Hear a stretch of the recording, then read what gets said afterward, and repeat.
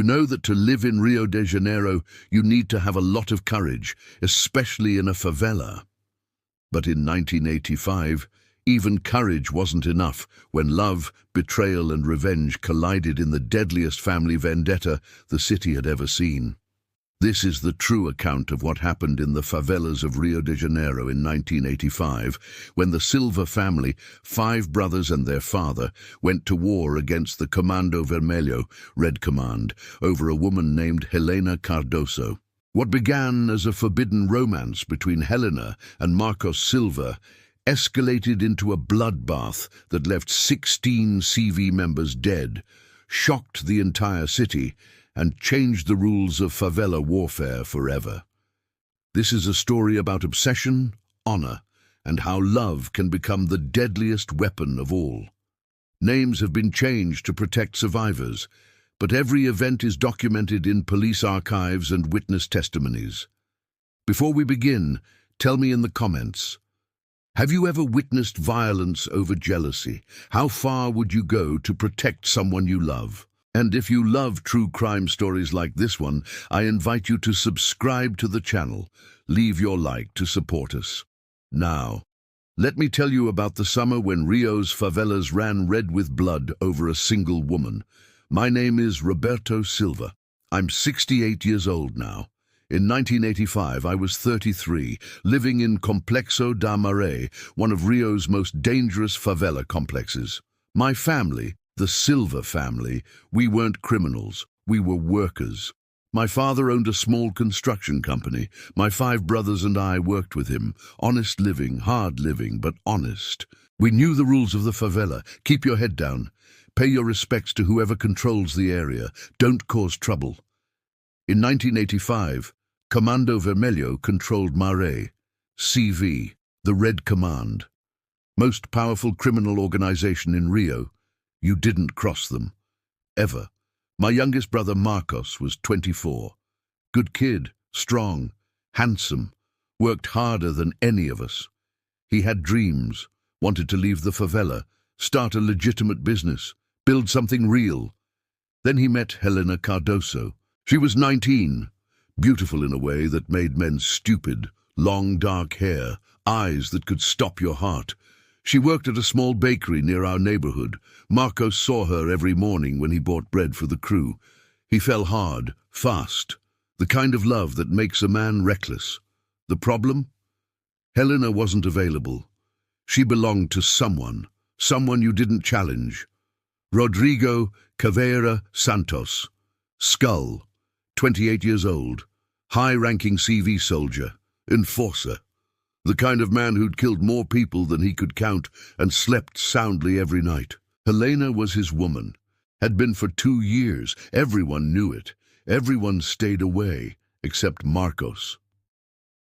She doesn't love him, Marcos told me one night in March 1985. We were drinking beer on our father's porch. She's scared of him. He beats her, Roberto. I've seen the bruises. Doesn't matter, I said. She's Caveira's girl. You touch her, you die. We all die. I can't just watch him hurt her. Yes, you can. That's exactly what you do. You survive. But Marcos didn't listen. He never listened when his heart got involved. April 12th, 1985. Marcos started walking Helena home from the bakery. Secretly. Different routes every time, just talking, nothing physical, just conversation. But in the favela, even conversation is betrayal. Someone saw them, told Caveira. Within 2 days, everyone knew. Caveira came to our construction site on April 16th. Midday, hot sun, dusty work site. He brought 5 CV soldiers with him, all armed. My father stood up. Carlos Silva, 58 years old, built like a bull, feared nothing. Can I help you, Caveira? You can give me your son. Caveira's voice was calm. That made it worse. Calm violence is the deadliest kind. Which son? The one fucking my woman. No one here is fucking your woman. My father's voice stayed steady. My sons work. They go home. They respect boundaries. Caveira stepped closer. His soldiers fanned out. 6 armed men against our family of unarmed workers. Your son Marcos has been seen with Helena, walking her home, talking to her, making her laugh, he spat. Making my woman laugh. Walking someone home isn't a crime. In my world, it is. Kavira pulled out a pistol, 9mm, pointed it at my father's chest. Give me Marcos now, or I start shooting family members until he appears. I was standing 20 feet away. My brothers, Paulo, João, Fernando, and Luis, all frozen. Marcos was on the other side of the site. He heard everything. He walked forward, hands raised. I'm here. Marcos, no! My father tried to grab him. Kavira's soldiers blocked my father, pushed him back. Marcos stood face to face with Kavira. I walked Helena home because she asked me to. She's scared to walk alone. That's all. That's all. Kavira laughed. You think I'm stupid? You think I don't know you're trying to take what's mine? She's not property. Wrong words. Fatal words. Kavira pistol-whipped Marcos across the face. Blood exploded from his nose. He dropped to his knees. She's my property. My woman. Mine. Kavira kicked Marcos in the ribs. You come near her again, I kill you. I kill your father. I kill all your brothers. I burn your house down with your family inside. Understand? Marcos nodded, blood pouring from his nose and mouth. Say it. I understand. Good. Kavira holstered his pistol. Stay away from Helena. Final warning. They left. 6 men walking away like nothing happened. Because in the favela, nothing had happened. This was normal. This was justice, CV style. We took Marcos to a clinic, broken nose, cracked rib, but alive. That's what mattered. It's over, my father said that night. All 6 of us in his living room. Marcos, you stay away from that girl. I don't care if Kavira beats her. I don't care if he kills her. You stay away. Our family survives. That's the only thing that matters. Marcos nodded, but I saw his eyes, burning, filled with something dangerous, hate, determination, love twisted into something darker. 2 weeks later, April 30th, Helena showed up at our construction site, face swollen, black eye, split lip, limping. Please, she begged Marcos, please help me. He's going to kill me. I tried to leave him. He found out. He beat me unconscious. When I woke up, he said next time he'll kill me and make it look like an accident. Marcos looked at my father. What do we do? My father's face was stone. Nothing. We do nothing. This isn't our fight. She'll die. She's not our responsibility. Then whose responsibility is she? Marcos's voice rose. We just let her die because we're scared. Yes, my father shouted. Yes, we let her die if it means my sons live. That's how the favela works. You don't know that by now? Helena collapsed, crying, broken. Please, I have nowhere else to go. My family disowned me for being with Kavira. I have no one. Please. My brother João spoke up. We can't just let her die, Pai. Shut up, João. He's right, Paulo said. This isn't right. Right? My father's face turned red. There is no right in the favela. There's only alive and dead, and I choose alive. But Marcos had already decided. I could see it, the way he looked at Helena, the way he clenched his fists. She can stay with us, Marcos said quietly. No. She can stay with us. I'll protect her. You can't protect her from CV? Then I'll die trying. The room went silent. My father stared at Marcos, his youngest son, his favorite, and I saw something break in my father's eyes, the realization that Marcos had chosen death, and we'd have to choose with him. If she stays, my father said slowly, CV will come for all of us. You understand that? I understand. They'll kill us, all of us. They have 50 soldiers. We have 6 workers. I understand. My father looked at each of his sons, one by one. Vote. Who says Helena stays? Marcos raised his hand immediately, then João, then Paulo, then Fernando, then Luis, then me. God help me, I raised my hand too. My father closed his eyes, took a deep breath. When he opened them, something had changed. The peaceful construction worker was gone. Something older had awakened. Something from his own youth in the favela. Something violent. "Then we prepare for war," he said, "because CV won't let this stand. And when they come, we kill every single one of them, or we die together." Helena stayed with us that night, in Marcos's room, protected, safe for the moment. But outside, in the favela, word was already spreading. The Silva family had taken Caveira's woman. They'd chosen death. CV would come, soon, and they'd come for blood. What we didn't know, what we couldn't have known, was that my father had fought in Angola, 15 years in the Portuguese colonial war before returning to Brazil. He knew warfare, real warfare, not street fighting, and he was about to teach CV what real soldiers could do. The blood war was beginning, and Rio would never forget it. May 3rd, 1985. 3 days after Helena moved into our house. 3 days of waiting. 3 days of knowing death was coming, but not knowing when. My father didn't waste time. That first night, he gathered us in the living room. Helena was asleep upstairs. The 6 of us sat in a circle, like a war council, because that's what it was. "Listen carefully," my father said. His voice was different now, military, commanding. "CV will come. Maybe tonight, maybe tomorrow. But they will come. And when they do, they'll expect us to be scared workers begging for mercy." "Aren't we?" Fernando asked. He was 26, youngest after Marcos. Nervous. "No." My father's eyes were cold. "We're soldiers now. We didn't choose this war, but we'll finish it."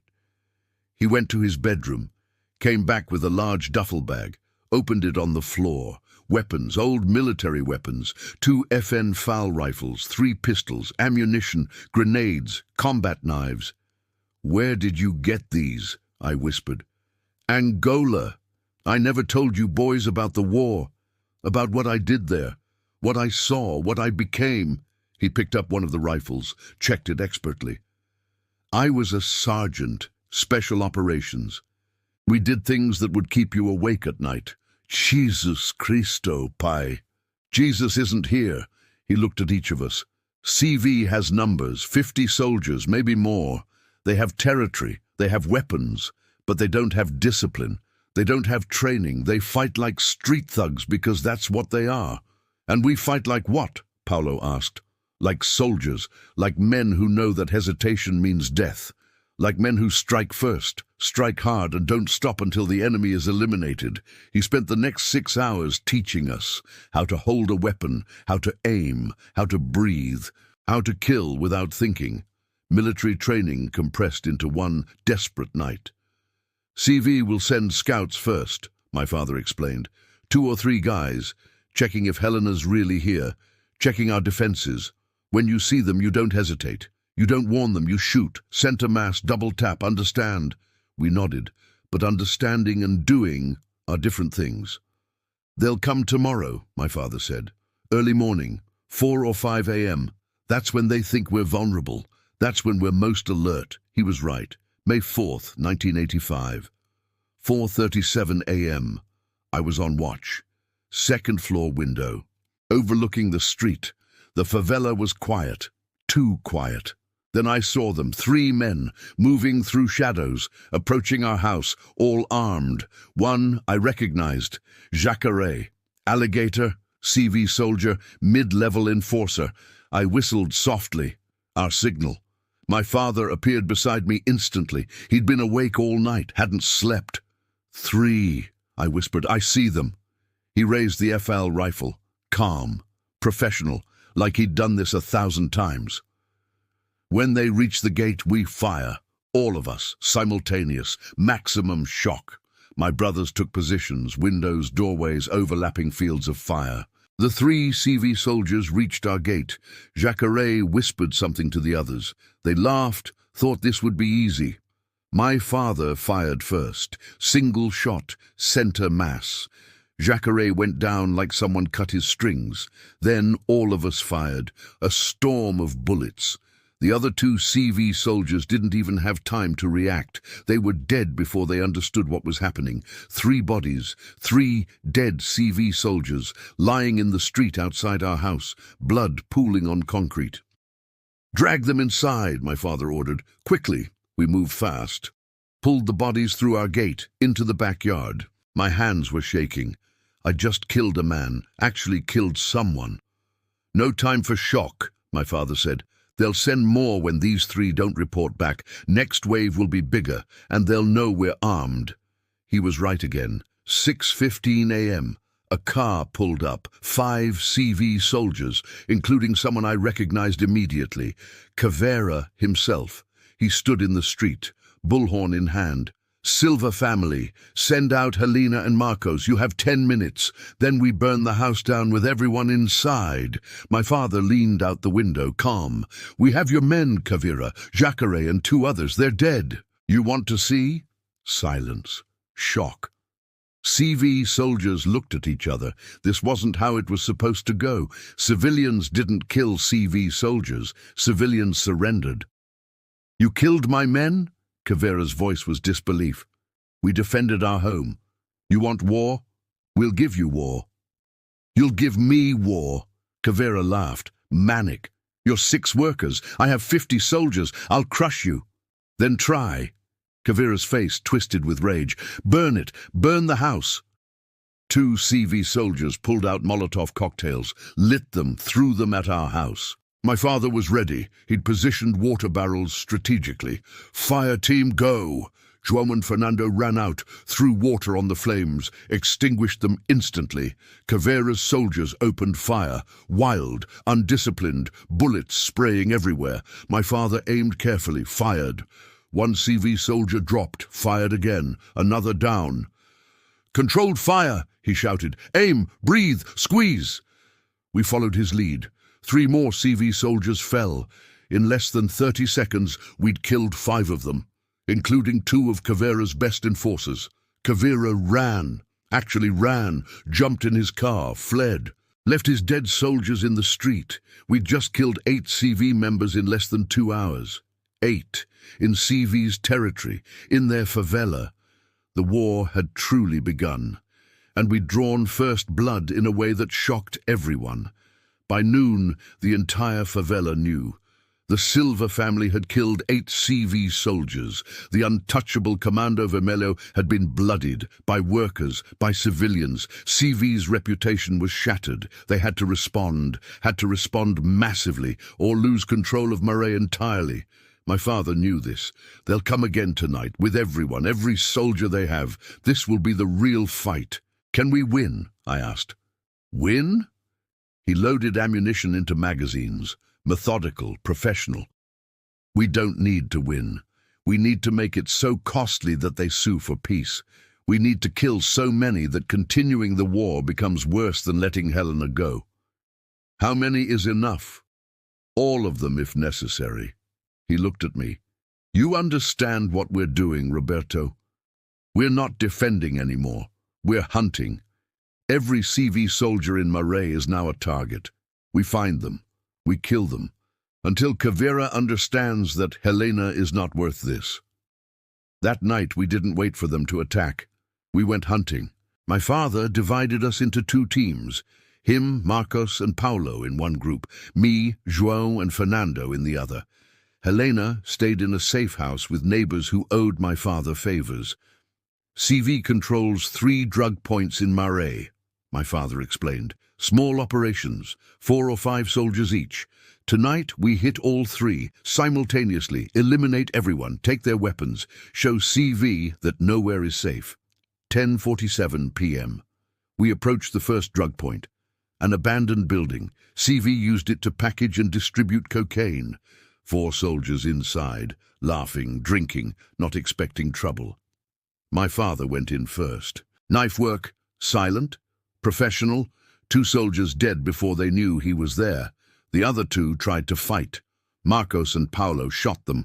4 dead CV soldiers, in less than a minute. My team hit the second location simultaneously. Similar result. 5 dead. No survivors. The third location was harder. 6 soldiers. One spotted us approaching, shouted warning, firefight erupted.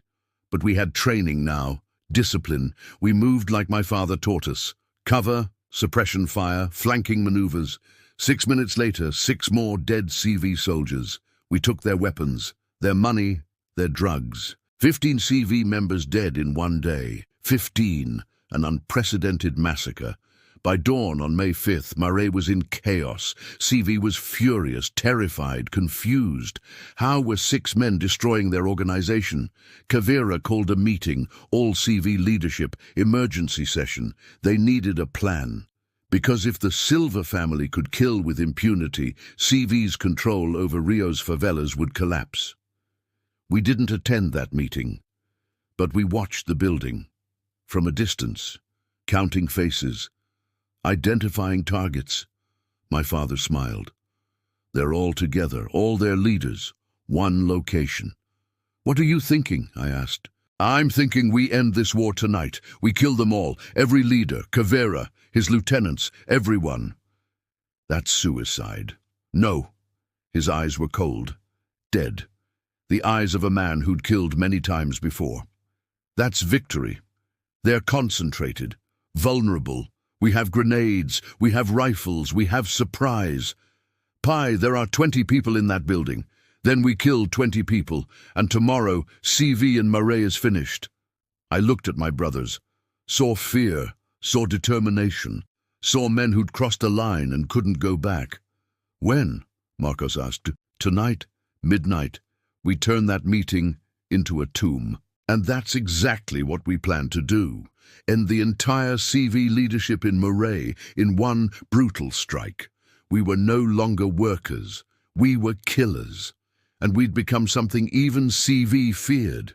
But what we didn't know was that Caveira had his own plan, his own desperate gambit, and it would force us into the most brutal decision we'd ever make. The bloodiest night was coming, and when it ended, 16 CV members would be dead. But so would something inside each of us. Something human. Something we'd never get back. May 5th, 1985, 11:47 p.m., 13 minutes before our planned assault on the CV leadership meeting. We were positioned around the building, 3 sides covered, escape routes blocked. My father had planned it like a military operation, because that's what it was. Then everything changed. A boy ran up to us, maybe 12 years old, one of the favela kids, breathless, terrified. Silva, Silva, they have your father's house. CV, they're inside. My blood turned to ice. What? Caveira! He didn't go to the meeting. It was a trap. He took soldiers to your house. They're inside right now. My father's face went white. Helena. We'd left Helena in a neighbor's house, but neighbors talk, neighbors get scared. Someone must have told CV where she was, and Caveira had played us. The meeting was bait. Draw us away, attack our home base. How many soldiers? My father demanded. 8, maybe 10. They have guns. They're tearing the house apart looking for something. Not looking for something, looking for proof, evidence. Anything to justify what they were about to do. We ran, all 6 of us, sprinting through favela streets 3 blocks, felt like 3 miles, my lungs burning, my heart hammering. We arrived at our house. Front door kicked in, lights on inside. We could hear them, shouting, destroying furniture, searching. My father held up a hand. Stop. Assess. They don't know we're here yet. We have surprise. We go in hard. We kill everyone. No mercy. No hesitation. Understand? We nodded. Roberto, João, back door. Fernando, Luis, windows. Marcos and I take the front, on my signal. We moved into position. Silent, professional. My father had trained us well in these few days, made us into something we weren't before. I reached the back door with João. Unlocked. They hadn't even bothered to secure it. Arrogance. They thought we were at the meeting, thought they had time. My father's whistle, the signal, we stormed in. What happened next lasted maybe 90 seconds, but I remember every detail, every sound, every face, every death. I came through the back door, kitchen, 2 CV soldiers, backs to me, searching cabinets. I fired. Both dropped, didn't even turn around. João moved past me, living room, 3 more CV soldiers, firefight. João took a bullet in the shoulder, kept fighting, killed all 3. Upstairs I heard my father's rifle, controlled bursts, professional. Then silence. Fernando crashed through a window, tackled a CV soldier who was running for the door. They fought, hand to hand. Fernando was younger, stronger. He won, broke the man's neck. Luis covered the front, shot 2 CV soldiers trying to escape. Clean shots, center mass. They died instantly. Marcos appeared at the top of the stairs, blood on his shirt, not his blood. Upstairs clear, 4 dead. 10 CV soldiers, all dead, in 90 seconds. But Caveira wasn't among them. He'd escaped, somehow, during the chaos. "Where's Helena?" Marcos shouted, panicked. We searched the house. She wasn't there. The neighbor's house either. Gone. Then we found a note, pinned to our kitchen table with a knife, written in blood. "You killed my men. I took your woman. Trade. Helena for safe passage out of Marais. Midnight tomorrow. The old church. Come alone or she dies." My father crumpled the note. "It's a trap. He'll kill her regardless and ambush us." "We have to try," Marco said. "No. We end this tonight. We find Caveira. We kill him. We take Helena back by force." "How?" "We don't know where he is." "Yes, we do." My father's voice was cold, certain. "He's at the church right now, setting up his ambush. He doesn't trust us to come alone tomorrow. He's preparing. That's where he is." "How do you know?" "Because that's what I would do." He reloaded his rifle. "We go now, while he's vulnerable, while he's setting up. We turn his ambush into ours." We took weapons from the dead CV soldiers, more ammunition, more grenades. We were armed like a military unit now. The church was 6 blocks away. Abandoned. Hadn't been used for years. Perfect ambush location, multiple exits, high ground, cover. We approached carefully, scouts first, checking perimeter. I spotted them immediately, CV soldiers, positioning themselves. Rooftop, windows, doorways. And in the center of the church, visible through broken stained glass, Helena, tied to a chair, gagged, Caveira standing behind her, gun to her head. 12 soldiers, my father counted, plus Caveira, 13, all positioned for ambush. They're expecting us tomorrow, not tonight. We have surprise. "How do we do this?" I asked. "We don't storm in, we burn them out." He held up 2 grenades. "Fernando, you're our best throw. You take the roof, kill the spotters, then grenade the main sanctuary, drive them out. When they run, we shoot them." "What about Helena?" "Caveira won't kill her until he sees us. She's bait. Once the shooting starts, he'll use her as a shield. Marcos, that's your job. Sniper position. When Caveira moves, you take the shot. 1 chance." Marcos nodded. His face was stone, the weight of Helena's life on his hands. 11:58 p.m. We moved into position. Fernando climbed a nearby building, silent, found the CV spotter on the church roof. Knife work, quick, clean, 1 dead.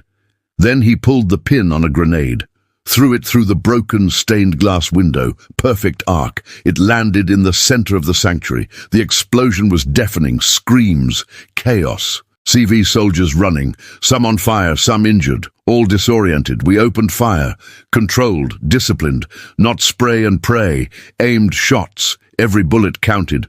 4 CV soldiers fell in the first 10 seconds, tried to return fire but couldn't see us in the darkness. We'd positioned ourselves in shadow, using favela knowledge, our territory, our advantage. Inside the church, Caveira grabbed Helena, used her as a human shield, started backing toward a side exit. "Marcos!" my father shouted. "Now!" Marcos was positioned 40 meters away, elevated position, clear line of sight, one shot, that's all he'd get. I saw him aim, saw him breathe, steady, calm, everything my father taught him. The rifle cracked, single shot. Kavira's head snapped back, he dropped, dead before he hit the ground. The bullet had gone through the narrow gap between Helena's head and his. Impossible shot, but Marcos made it. Helena fell forward, still tied to the chair, alive. The remaining CV soldiers broke, ran. They'd lost their leader, lost half their men. Morale shattered. We didn't let them escape, hunted them through the favela, killed them one by one. No survivors, no witnesses. By 1:30 a.m. on May 6th, it was over. 13 more dead, including Kavira. Total death count, 16 CV members in less than 4 days. We freed Helena. She collapsed into Marcos's arms, sobbing, traumatized, alive. My father looked at the carnage, bodies in streets, blood everywhere. It's done. CV in Marais is broken, but we can't stay. We killed 16 of their soldiers. They'll send reinforcements from other favelas. Hundreds. We won the battle, but we can't win that war. Where do we go? I asked. Away. Tonight. We take Helena and we leave Rio. We disappear, change names, start over. For how long? Forever. And that's what we did. By dawn, the Silva family had vanished, left everything behind. Our home, our business, our lives became ghosts. CV searched for us for years, never found us. We disappeared completely. Some say we went north, some say south, some say we left Brazil entirely. The truth? I won't tell you, even now, even 40 years later. Because CV has a long memory, and some wars never truly end. But I'll tell you this, we killed 16 CV members in 4 days. For a woman, for love, for honor, for family. Was it worth it? I don't know. Helena and Marcos stayed together, got married, had kids, lived quiet lives under different names, but we all carry those 4 days with us, the faces of men we killed, the blood that stained our hands, the line we crossed that can never be uncrossed. My father died in 1997, never spoke about those days again, took his trauma back to the grave, Angola and Marais, 2 wars, same nightmares, my brothers scattered, different cities, different lives. We don't contact each other. Too dangerous. But I think about them. Wonder if they still wake up at night, hearing gunfire, seeing blood. I'm 68 now. Old man, supposedly retired, living quietly. But I still check windows before entering rooms, still identify exits, still assess threats. Some training never fades. Sometimes I wonder, if I could go back, would I raise my hand that night? Would I vote to protect Helena, knowing what it would cost? I'd like to say no. I'd like to say we should have let her go, let Kavira have her, chosen survival over honor. But I'd be lying, because when my father asked for that vote, I saw Helena's face, bruised, broken, begging for help. And I knew, even then, that some things matter more than survival. Some lines you have to defend, even if it costs everything. So let me tell you something about Rio, about favelas, about life in places where law doesn't reach and survival is the only rule. Sometimes love demands blood. Sometimes honor requires violence. Sometimes the only way to protect innocence is to become a monster. We killed 16 men in 4 days. We became what we had to become to protect one woman from a monster. And in the process, we became monsters ourselves. Was Helena worth 16 lives? CV would say no, society would say no, the law would say no, but Marcos would say yes. Helena would say yes. And somewhere in the darkest part of my soul, I say yes too. Because in the favela, you have 3 choices: submit, run, or fight. We chose to fight. And we won, but victory in the favela always costs blood, always costs souls, always costs something you can never get back. The Silva family doesn't exist anymore. We're scattered, hidden, ghosts with new names and new faces. But somewhere in Rio, in some favela, the story is still told.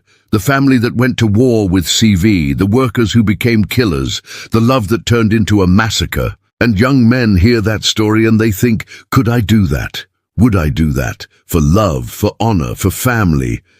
I hope they never have to answer that question. I hope they never find out what they're capable of when pushed far enough, because once you know what you're capable of, once you cross that line, you can never unknow it. Never go back to being innocent. We saved Helena, we killed Caveira, we broke CV's control of Mare, but we lost ourselves in the process. And that's the real cost of war.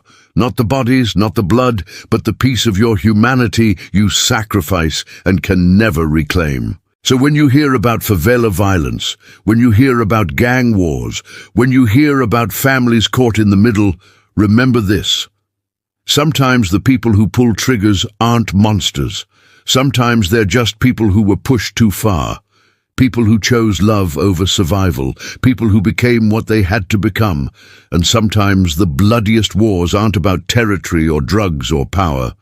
Sometimes they're about a single woman, a single choice, a single moment when you decide what matters more, your life or your soul. We chose our souls, and it cost us everything. Sleep well tonight, and pray you never have to make that choice, because in the favela, love and death dance together, and you never know which one you're dancing with until the music stops and the bodies fall, all 16 of them.